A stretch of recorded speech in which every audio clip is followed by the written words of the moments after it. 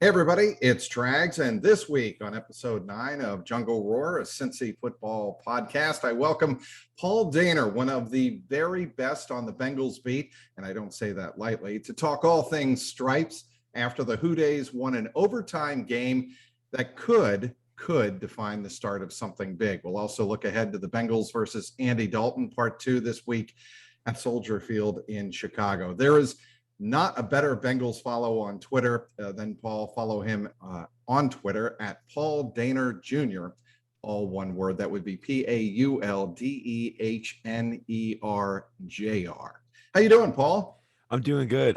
At one point I would love for someone to say who I have ranked 5th beat writer on the Bengals beat. Just go ahead and then unveil your rankings at that point. I have you but your column this week put you just behind James Rapine. I think you just got to start putting people in their place. You do know that PFF is going to come up with a stat for that, just like they come up with stats for quarterback pressures on third and short, which, by the way, Kirk Cousins did not do very well. I read the Athletic column on 30 takes from the games this weekend, and boy, they were ripping Kirk Cousins for throwing short of the sticks, huh? Yeah, I mean, although I think I don't blame Kirk Cousins for much when the clock was ticking real fast in his head on Sunday. That's for sure. I think you're just getting rid of the ball, hoping to save your own body at a certain point. That was a fun game, I thought. For an opening day game, I thought there was a lot to digest from that right away at the end of the game. When I was filing my story, I'm like, boy, there's a lot to digest once we get into the locker room and get back upstairs and do our write-throughs. It was a fun game to cover, and I'm sure you felt the same way. Yeah, I love openers for that. And this one was particularly unique in that there was just a lot of unknowns with this team, more so than some in the past. And, you always do learn a lot, but yeah, I would agree with you. This was more when you throw in the, what's Burrow going to look like and the chase thing and this defense with all these new pieces and just sort of just a lot of mystery in the line. I mean, there's a lot of mystery, and I thought we actually did learn a lot, and the vast majority of it was encouraging. I mean, there's still some stuff out there that is going to be worrisome as the year goes along, but I thought it was outweighed by some of the good. Every team, and you know this, every team has something they're going to worry about. So I think for the Bengals, what's going to be important is that they accentuate the positives. And I think on this roster, it's a much different and I think a much improved roster. I'm going to start with the quarterback because everybody wants to get your feel for how Joe Burrow looked. My takeaway was him getting up from Dalvin Thompson's hit and throwing a touchdown, his first touchdown of 2021 to T. Higgins in the back of the end zone. When you go back and look at that play, he waited until the last second. T came off the line of scrimmage and ran to an open spot. And I thought Burrow just showed incredible toughness, taking that hit and making that throw. I agree with you, Trags. I went back and looked at that play 3 or 4 times on Monday, just because there was a bunch of elements I wanted to look at from the beginning of the game. And I knew he took it. I did not realize how much he stood in there. And it's like, that was such a big part of that. Is Burrow back? Is he mentally ready to stand in there and take hits and take the punishment? And I mean, that really was exhibit 1A to, he's going to hold it as long as he needs to, even if it's one that's coming up under his chin. And he did and delivered it. I mean, because he had to wait that long for T to come into the clearing and he, drops it right in there. It really, I go back to some of my thoughts preseason of what I envisioned. And that was just don't bet against Joe Burrow. Like we've just seen this in every element of his life, whether it's Athens High School, whether it was transferring from Ohio State to LSU, whether it was what he did taking LSU to the next level, going into Alabama, being the top pick, coming in with no preseason, no offseason, then his recovery timeline, the way he attacked, just betting against Joe Burrow being anything but exceeding what the primary expectations are for a situation is just a fool's errand. And he's proven that over and over again. And so I'm not surprised by this. I mean, I'm not surprised that he came out and is taking hits and hobbling off and saying, forget it. I mean, get me on the bike. I'm going to just shake this off, get the adrenaline going and finish this game. I mean, do you expect anything less at this point? I mean, it's kind of I mean, it's the fabric of him. It's who he is. He's that guy who wants to be the toughest guy on the field, and there's nothing that's going to stop him, even including a horrific knee injury that took 9 months to recover from. So the number one question I get from my friends back in New England, they know that I'm, here in Cincinnati now and settled here and covering the Bengals. Can Joe Burrow be a Tom Brady-esque type player? And he's been through the ACL. He's been through half a career, Tom Brady 1.0, where people were doubting him that, he was a game manager. That's all he was. He couldn't throw the ball deep, didn't have as strong an arm. I mean, you're hearing a lot of similarities. And look, it's very early in his career. He hasn't even played a full NFL season, but the attitude and his eyes and the way he answers questions, to me, the attitude is just as important as anything else, Paul. Yeah, I mean, Tom Brady's a lift all boats guy, right? I mean, that's it. It makes everybody around you better, and there's no way you can say anything other than Joe Burrow makes everybody around him better. There's a couple of things. One, there was a very small clip on a Bengals video after the preseason game, and it was some sort of hype video for the opener, but it was Joe Burrow bringing everybody up after the Dolphins preseason game and basically said, he comes in there and he confidently just says, look, everybody go get your crap together, come back ready to freaking go. And like, it was just this, it was like, oh, that's that guy's room. Like that's that guy, and he talked openly about how he has more ownership over the game plan. And how Thad Moss was like, why aren't you telling people what to do? Yes. Why aren't you talking to people? Right. And he said, why am I not doing that? And that ownership is what he did at LSU, what he did in winning over everyone in Louisiana, and what he started to do last year, but it kind of became clouded by the whole rehab and the knee and how do I feel. And once he started focusing outward instead of inward, he started being that guy again. When I saw that clip, I was like, okay, that is everybody looking to that guy and that guy telling them what to do, lifting all boats. And then the other side of that, the other thing that struck me was two things that I thought were holes in his game last year on the field, and that he talked a lot about working on off season was the obvious that we've beat to death, which is the deep ball, right? And why they drafted Jamar Chase and the need for that. What does he do? He goes and improves his arm strength, work with Jordan Palmer and all those people to work on being better at that and having stronger arm. It shows off immediately when he drops an absolute dime down the sideline that wasn't some soft 50-yard toss. I mean, it was right on the money with some oomph to it. And you see that immediately. And then it was the efficiency in his game last year. He was a volume passer for the most part last year. I mean, he put up big numbers because he was the Thursday night game against Cleveland, almost 60 throws, right? And I mean, that was kind of, but his efficiency numbers weren't. When you really looked at him across history of first-year quarterbacks and across when you were comparing him to Justin Herbert, things like that, his efficiency numbers weren't great. What did he come out and do? Highest efficiency of his career, yards per attempt, completion percentage, and then the fewest attempts, right? They didn't need him to go out there and throw it. He made the most of those situations. Those are winning numbers. Efficiency passing numbers are winning numbers in this league. And I thought him approaching those two things, and they kind of go hand in hand together that way, was the sign of an evolution, was a sign of the next step. And when you're those guys that put up, that are in the top 10 in the league in adjusted yards per attempt and explosive plays, those are teams that win games almost regardless of what else is happening around them. We'll make one more Tom Brady reference and then we'll move on to the defense. And you want it, you got to talk it into existence. So Super Bowl 36, the first one that the Patriots won, the famous John Madden, they should be going for overtime here. They shouldn't be doing anything but sit on the ball and let overtime come. And Tom Brady hits J.R. Redmond on a pass that sets up a flat screen or a pass out in the flat to Troy Brown. And those two passes, to me, define Tom Brady early in his career, and more to the point that Bill Belichick had no fear putting the ball in his hands in the biggest game that there is. Well, certainly Sunday wasn't a Super Bowl, but in many ways it's a huge game for the Bengals because they need to get off to a good start this year. I don't think there's any question about that.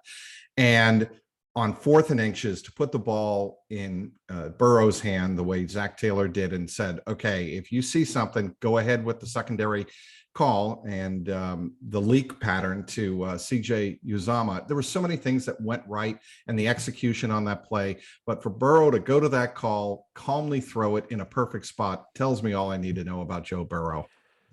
Yeah, I mean, I did a story last year talking to coaches about their favorite plays of his from his first half, and what the striking and then it being the theme of it was so much of what he was doing that was great was something that the average eye would not see, that was happening behind the scenes, that was happening in the chess match that he was playing, that corners didn't even I know they love were those playing stories. with him. Yes. Well, and it was talking about how he would, I mean, in the second game against the Browns, come out and audible to something that they used on a 4th down in the first game with 2 receivers or some sort of concept, and then seeing the Browns corners seeing it and instantly audibling to the counter of that, recalling something that they hadn't gone over in 4 weeks to break Mike Thomas, free up a seam while the other corner runs to the outside thinking that they're going to run that same play, and his ability to process that stuff in the moment. Yep. and the trust of him to do that. And that was the point of, the more reps this guy does, all you do is deposit into that instant recall bank more weapons, more plays that he can go to, more things that he can get to. And he's got that recall to where once you just build his bank of options, the other team is toast. And I think you see that the more that they're going to give him that ability. It's not that he's given more freedom at the line, it's that he has more plays to get to at the line, and that's what's become scary for defenses, and that's where your efficiency numbers go up so high. Speaking with Paul Dehner Jr., covering the Bengals for The Athletic, one of the best writers that there is on the beat. And I say that not lightly, I mean it very sincerely. Let's move on to the defense in a column that you wrote on Tuesday. Bengals getting what they paid for on the defensive line. And the essence of the column to me is the Bengals knew that they had to invest in a defense that was getting pushed around and not getting enough pressure to generate the sacks. Everybody knows, I think they were second to last in the NFL, or dead last, I forget which it was, in 2020 in sacks. I think they had 17 the whole season long. Not good. So that what did they do? They go out and they rebuild the defensive line. And now you have Trey Hendrickson, DJ Reader, Larry Ogunjobi, and Sam Hubbard along the front. And on Sunday, they actually played at times early on with 5 defensive linemen. They rotated in a lot of different guys into the rotation. And it just seems like their investment, Paul, really paid off. Yeah, and not only that, part of the investment we didn't see. I mean, they invested draft capital with 3 picks on the defensive line and Joseph Ossai, who we won't even see all year, and they traded a former first-round pick who was your offensive line depth, really your only proven offensive line depth, away to add BJ Hill, showing this is where we feel like it can make a difference. Like having those waves, having that real pressure, because it wasn't just that they only had 17 sacks last year. It was they rarely had pressure, and they specifically never had it in the quarterback's face. And you can't watch Sunday and not immediately see how it changes absolutely everything when you have a quarterback who doesn't feel like he can step up. And I mean, Larry Ogunjobi at one point sacked Kirk Cousins with the body of the center that was trying to block him, just tossing him. It was old Geno Atkins stuff. Yes. For Bengals fans that have been around, where he would do that. He would literally just throw his blocker into the guy. And Reader was doing the same thing. So we looking it up. I mean, they have 3 sacks, which actually equaled the total for all defensive tackles all of last season on the Bengals. They also had 1 called back on Sunday. And then you look at pressures. Well, PFF charted them for 7. Well, they only had 34 charted for all defensive tackles all last year. I'm just talking about defensive tackles. I mean, you're 20% of the way to your season-long pressure total. They drew 5 holding penalties, technically 6. 1 was declined. They drew 15 holding penalties all of last year. I mean, that's the difference. I mean, and for people that say Minnesota's offensive line is bad, yeah, they are. Guess whose offensive line is also bad? Chicago. Jacksonville, Pittsburgh, it's their weak link. I mean, this is the key to their early run to the season, giving them the start that they need to build that momentum. To see that on Sunday against Minnesota, I thought was the biggest development of the day, because that is something that they can hang their hat on defensively and really wreck games. And that's how you win in this league, keeping quarterbacks off platform, off rhythm, what so many of them rely on. How do you think this defense can be different, Paul? The defensive line in particular, since we're focusing so much attention on it early in the season, than the one that had Geno Atkins in his prime, Carlos Dunlap, and others? Well, I don't know if they can be that. I mean, those guys were special, and I Zim think had they them can cooking. be deeper, but Yeah. not to interrupt you, but I think Yeah. they can be deeper, but not have as many explosive, huge plays, time after time. I mean, look, what percentage of the defensive snaps did Geno play? North of 75%, right? Typically, it definitely got lower later in his career. Yes. But yes. I mean, and go ahead. Yeah, I was gonna say. I mean, I think I'm with you that the top. I mean, you're generational with Geno Atkins. I mean, and the way he changed games, and he'll be in a Hall of Fame conversation one day. But I referenced Zimmer sort of, as far as at Paul Brown Stadium, he perfected defensive tackles and waves with those guys early on when he would bring them through, along with Domata Peko and Robert Gathers and Wallace Gilberry and some of these, where those guys who were decent second wave guys, giving them real opportunities to play, to keep everybody fresh. So when they're coming in and feeling like people have a role, and it worked over and over again for him. And that was, and including keeping Geno Atkins fresh. I mean, I remember times in Geno's prime where we would have to write stories about why isn't Geno in here on all of these key downs, like, because they're really dedicated to keeping those guys fresh and understanding the importance of that when they're going, every single snap. Now, I understand not doing it when you don't have the depth. And last year, they didn't have any starters or backups. They only had street free agents that they brought in, Xavier Williams and Marcus Hunt's of the world. Utilizing that the way they did, with everyone between 71 and 29% of snaps yesterday on the defense of those 4 defensive tackles, I thought made everyone better, and I thought really overwhelmed Minnesota. And I think the same concept will overwhelm Chicago on Sunday. Well, I do too, and I'm glad you brought up Chicago, because I want to get to Andy Dalton and the defense that he is facing. Will be facing on Sunday, vastly different than the one he faced as quarterback of the Cowboys in week, I believe it was 14 last year at Paul Brown Stadium. And I want to bring up some names. So this year, Trey Hendrickson, Larry Ogunjobi, Logan Wilson, Mike Hilton, Eli Apple, and Chidobe Awuzie. All of those players were not in the starting lineup when the Bengals took the field against Andy Dalton. I think therein lies the biggest reason why the Bengals should have a little bit more success against Dalton this year. You can also name the 5 offensive linemen for the Chicago Bears. Yeah, you could do that. I didn't have time in my prep, Paul. I mean, that's they're not only were they not going to be great and be the weak link there, but now they're even more banged up. They lose a couple of tackles in the game against the Rams on Sunday. And it's like, who's even going to be out there at some of these spots? Yeah, I mean, that's the big difference. I mean, I don't think he completed a pass over 10 air yards on Sunday. It was just everything had to be quick. And we've seen that from Dalton. When Dalton, he'll be the guy to do that. He's not afraid to do it. But, it's not going to be, you're not going to get the best out of Andy when he's just forced to be kind of one-dimensional and get the ball out so quick like that every single time. He needs to be able to have somebody to stretch the defense for him.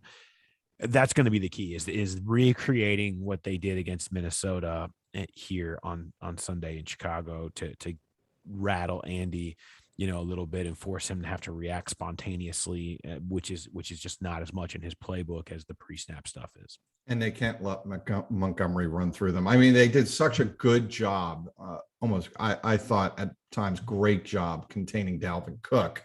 And they admitted to the world, look, our job is to stop Dalvin Cook. And it wasn't just coach speak, right? Sometimes you hear these coordinators before a game, we really worried about whoever it is, Joe Smith running the ball.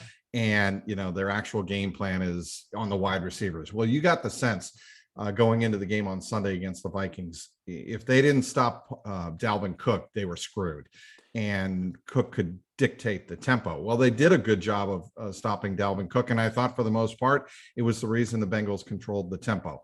They can't let up. After building one good game, and that's all it was, one game, you cannot go into Chicago and somehow not show up as a defensive front and let them run through you.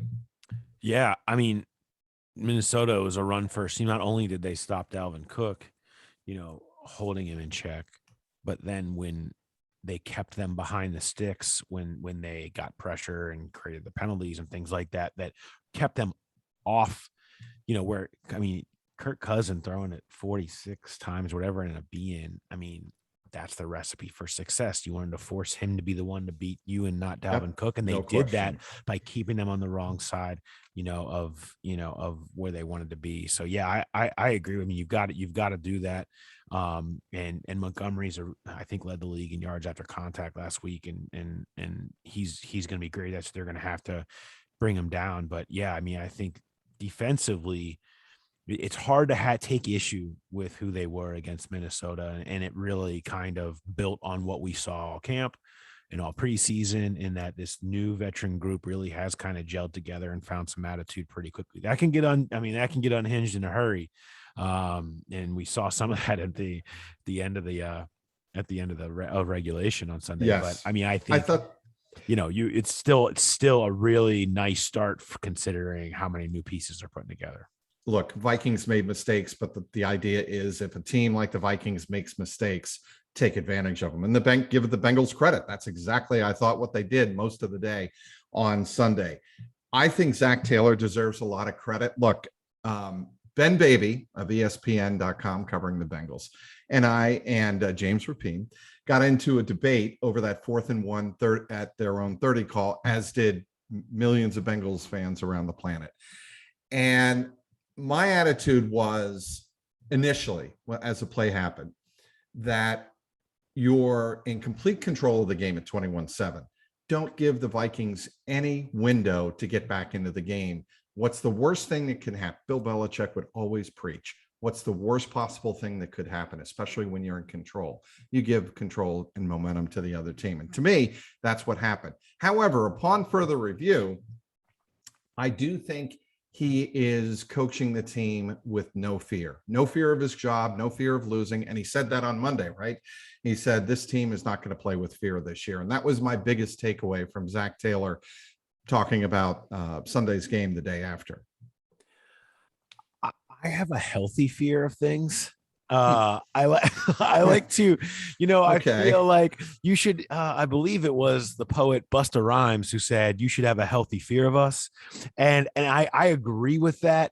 I love fearlessness and I love aggression. And actually the analytics say that it was the right call by the numbers by 1% and win probability if you're into such things. And I'm sure Sam Francis, their analytics guys, is in his ear telling him that. Be like, look, numbers say this is a toss-up decision. It's your gut at that one.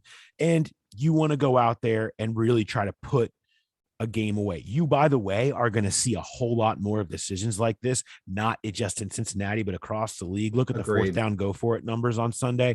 That's what this league is now. There's so much more of that. I mean, the days of people throwing their arms up at Belichick on 4th and 2 against Indianapolis, thinking, what the hell was that? 2009. Remember very well. That's 12 years ago. And that was sort of the beginning of this, of look, we now know enough about what wins games and the percentage chances of winning games and the value of every possession and getting the most out of it in an offensive league. And but this, and Zach admitted it afterwards, was not played like a 2021 game. This was an old school football game. And that call was not a call of an old school football game.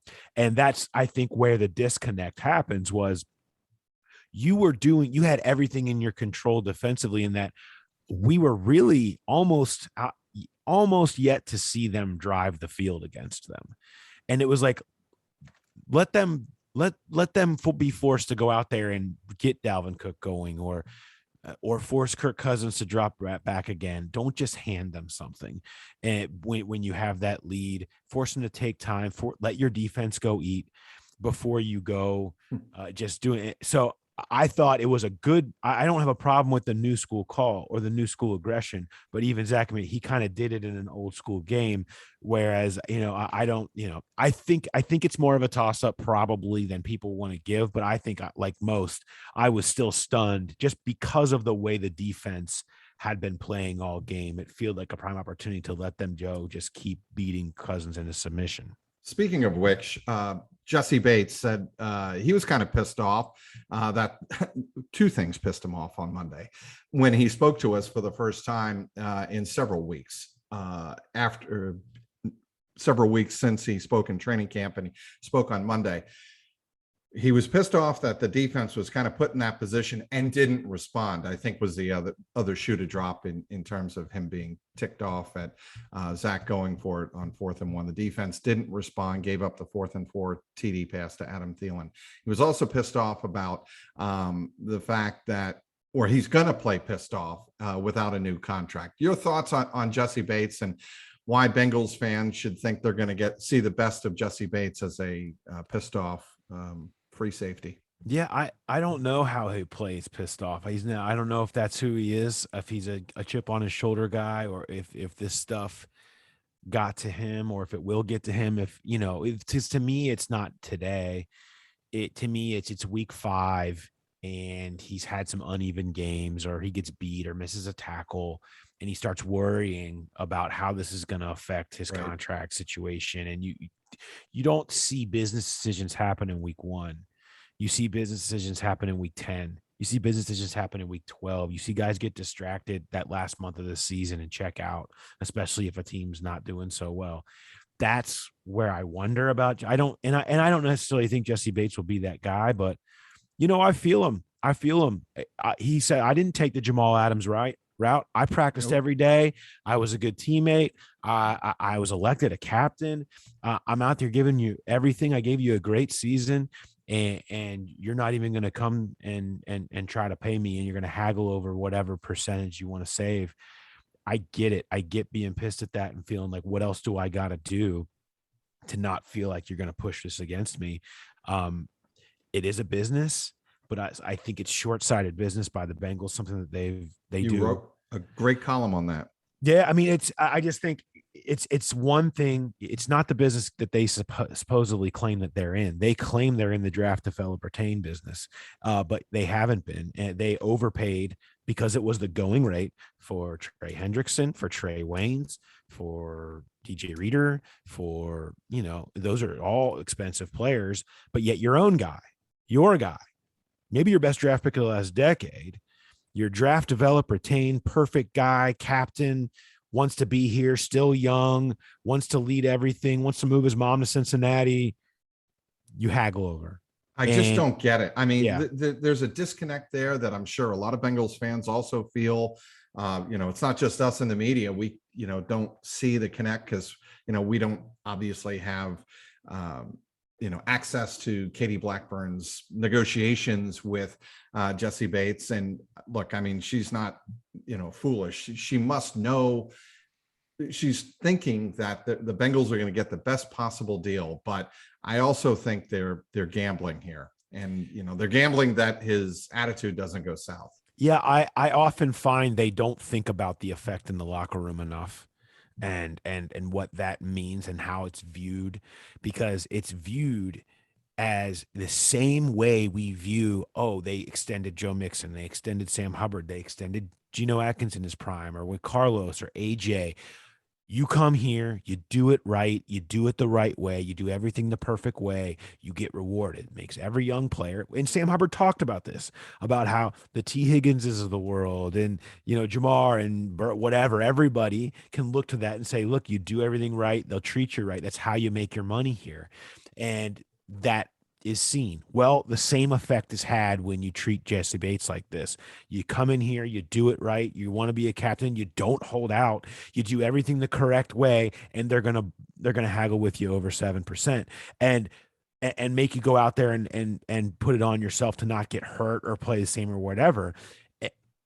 that has reverberations, and I think that they probably overlook those when they look at, because you know what, they're like, well, look, we got the tag sitting there next year. It really is no sweat off their back from an on-field perspective, but this isn't about, to me, the on-field perspective. They're not going to lose Jesse Bates on the field. I wonder how much they'll lose of him in the locker room.